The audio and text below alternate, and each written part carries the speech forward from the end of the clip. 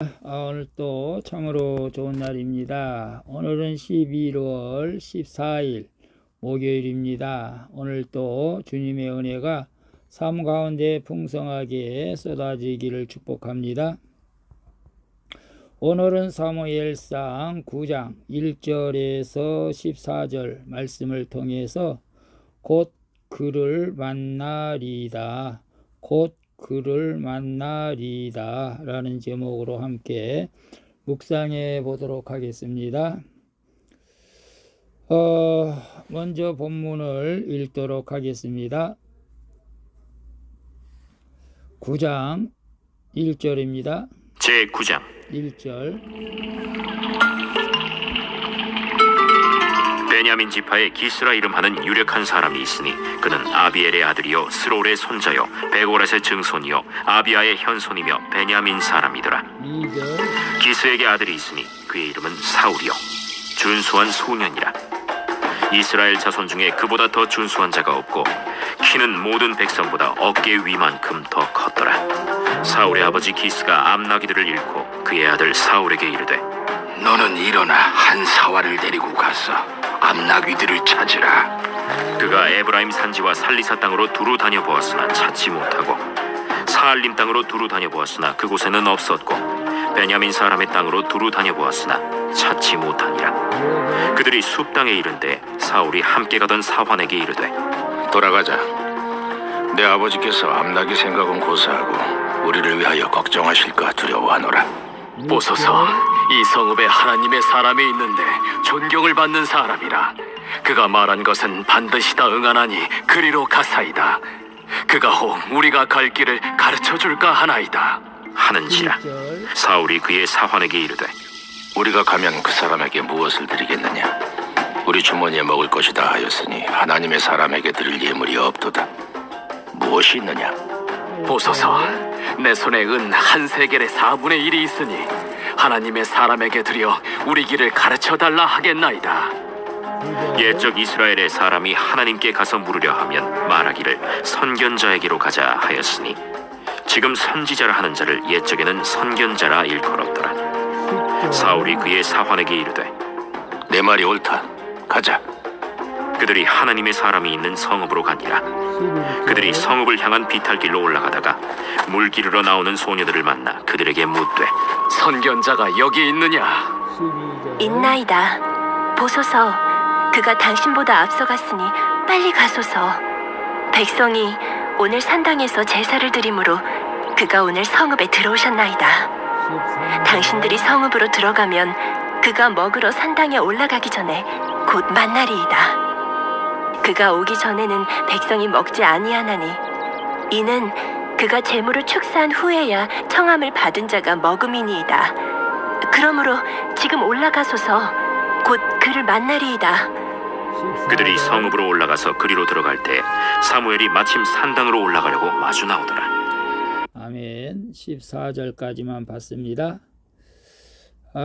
본문 요약은 이렇습니다. 하나님이 세상 왕을 구하는 이스라엘 백성을 위해 베냐민 지파 사람을 세우십니다. 그리고 사울은 아버지의 지시로 암나귀들을 찾으러 사환과 함께 이스라엘의 여러 지역을 헤매다가 하나님의 사람을 찾아갑니다. 그러자 그들은 소녀들의 안내를 받아 산당으로 올라가는 길에 사무엘을 보게 되는 내용입니다.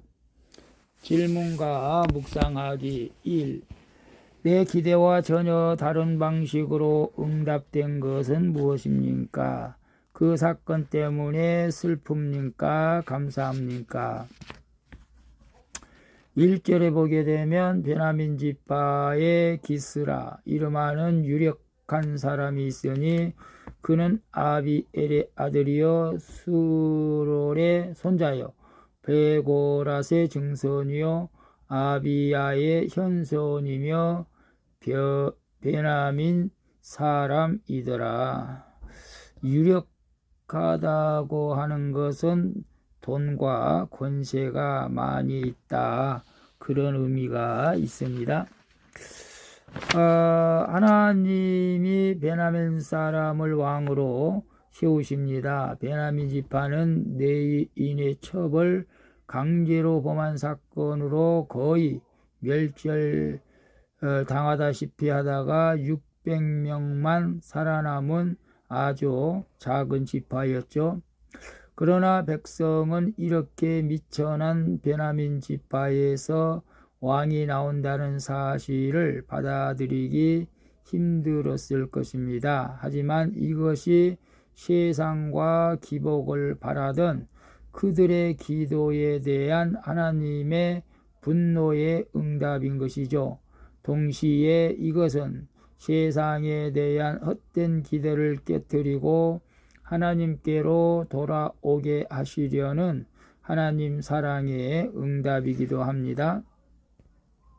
그래서 내 기대와 전혀 다른 방식으로 응답된 것은 무엇입니까?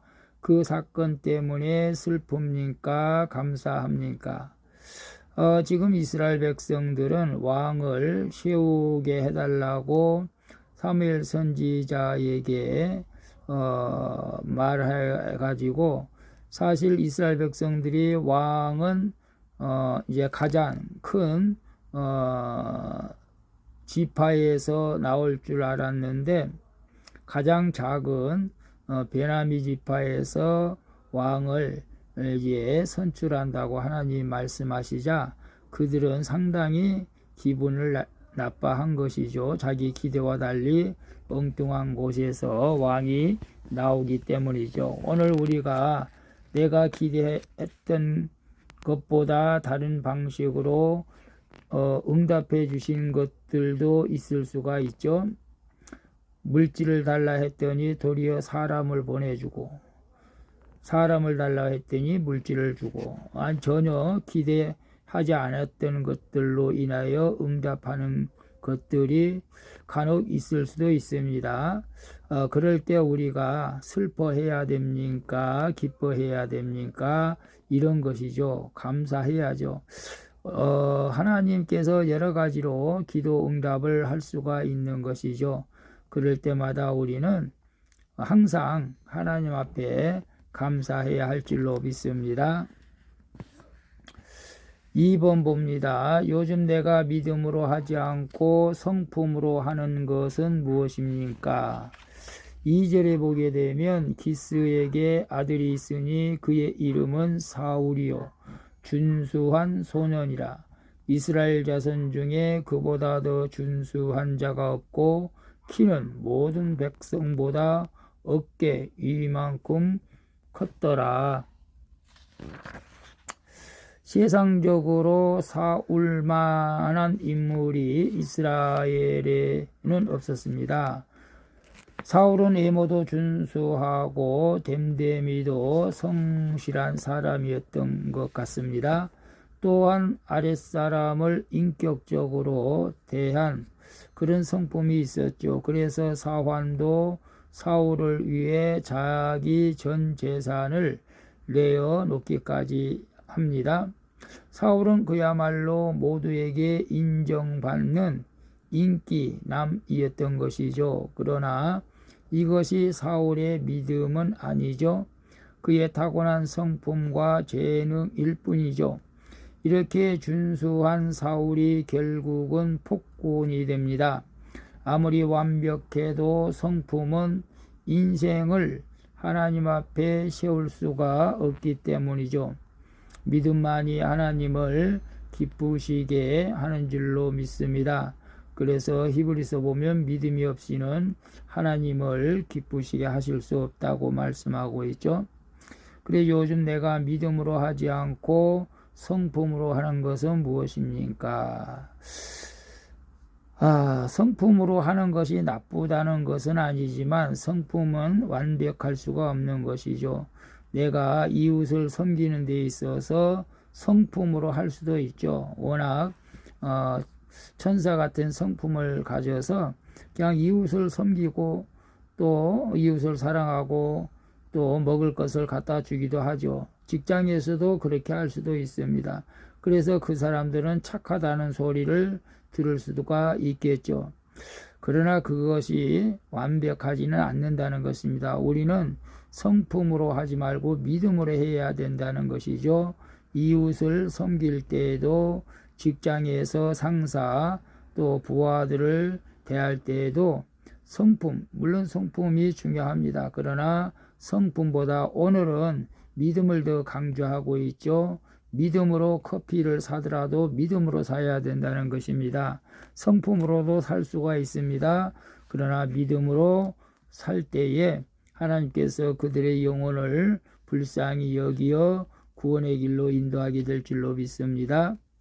교회에서도 마찬가지입니다. 교회에서도 우리가 성품도 중요합니다. 그러나 모든 일은 믿음으로 해야 한다는 것이죠. 오늘 우리가 지금 기도에 다니엘 기도회를 하고 있습니다. 믿음을 갖기 위해서 우리가 하는 것이죠. 오늘 믿음으로 구하는 것은 하나님께서 모든 기도 제목들을 응답해 주실 줄로 믿습니다. 성품으로 응답받는 것은 아니죠. 믿음으로 응답받습니다. 아멘. 3번 봅니다. 현재 내가 불평하고 있는 상황은 무엇입니까? 그럼에도 여전한 방식으로 감당해야 할 나의 사명은 무엇입니까? 14절에 보게 되면 그들이 성읍으로 올라가서 그리로 들어갈 때에 사무엘이 마침 산당으로 올라가려고 마주 나오더라. 어떤 상황에서도 사무엘은 자신에게 맡겨진 일을 묵묵히 감당하고 있는 것을 봅니다. 백성이 자기 말을 거절하고 왕을 구하고 있지만 사무엘은 여전한 방식으로 예배를 섬깁니다. 맡은 사명을 한결같이 맡아 돌보기에 백성은 그가 언제 어디서 무엇을 하는지 말할 수 있는 것이죠. 인생의 목적은 하나님을 즐거워하며 영화롭게 하는 것입니다. 이것은 어떤 상황에서도 내게 맡기신 사명을 여전한 방식으로 감당하는 것이죠. 이것이 바로 거룩을 위해 사는 삶인 줄 믿습니다. 그래서 현재 내가 불평하고 있는 상황은 무엇입니까? 그럼에도 여전한 방식으로 감당해야 할 나의 사명은 무엇입니까? 이제 이번 주는 추수감사절로 지키죠. 전 세계적으로 한국도 11월 셋째 주 추수감사절로 지키는데 물론 또 개교회에 따라서 미리 추수감사절을 또 한 곳도 있죠. 물론 오늘날 추수감사절이 한국에는 좀 늦는 경향이 있죠. 좀 한 달 정도 빠르게 드린 것도 괜찮을 것 같은데 좀 위에서 좀 일하시는 분들이 이런 것들은 좀 분별해서 날짜를 다시 조정할 필요도 있는데 그래서 요즘은 교회들마다 추수감사절 날을 다르게 지내기 때문에 오히려 성도들이 좀 헷갈릴 수가 있기 때문이죠. 어쨌거나 이번 주 추수감사절로 우리가 하나님께 영광을 돌리는데 불평하고 원망하고 있다 할지라도 우리는 여전한 방식으로 하나님 앞에 예배드리며 감사해야 할 줄로 믿습니다. 그래서 그것이 우리의 사명이죠. 우리는 하나님 앞에 하나님을 기뻐하는 자로 살아간다는 것은 하나님 앞에 예배하는 삶이라는 것을 우리는 알아야 되겠죠. 기도하겠습니다. 주님, 제 기대를 깨뜨리시는 주님의 응답이 저를 돌이키시려는 사랑임을 알려주시니 감사드립니다. 이제는 제 성품대로 살지 않고 주께서 주신 믿음으로 살게 하여 주시옵소서. 그리고 주어진 상황과 환경을 탓하지 말고 제게 맡기신 귀한 사명을 한결같은 마음으로 감당하게 하여 주시옵소서. 오늘도 목마른 내 영혼에 성령의 담비를 부어주시기를 원하오며 나의 능력이고 소망이 되시는 예수 그리스도의 이름으로 기도합니다. 아멘.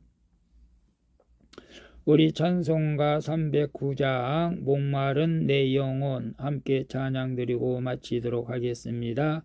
오늘도 수고하셨습니다. 사랑합니다. 축복합니다. 샬롬.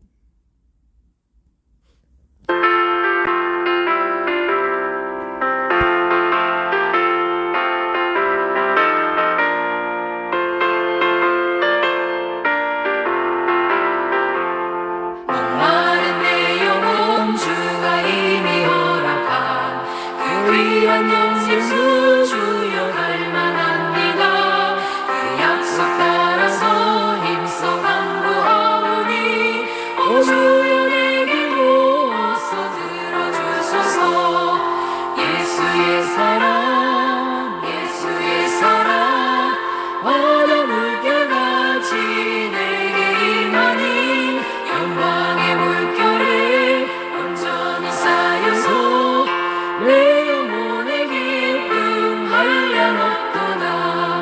내게 약속한 금비 내려주시며 은혜의 저구름 건너편에 떠올라 귀한 징조가 내게 밝히 보이니 나 힘을 다하여 주께 간구합니다. 예수의 사랑 예수의 사랑 바다 물결같이 내게 임하니 영광의 물결에 온전히 쌓여서 내 영혼의 기쁨 한량없도다. 주님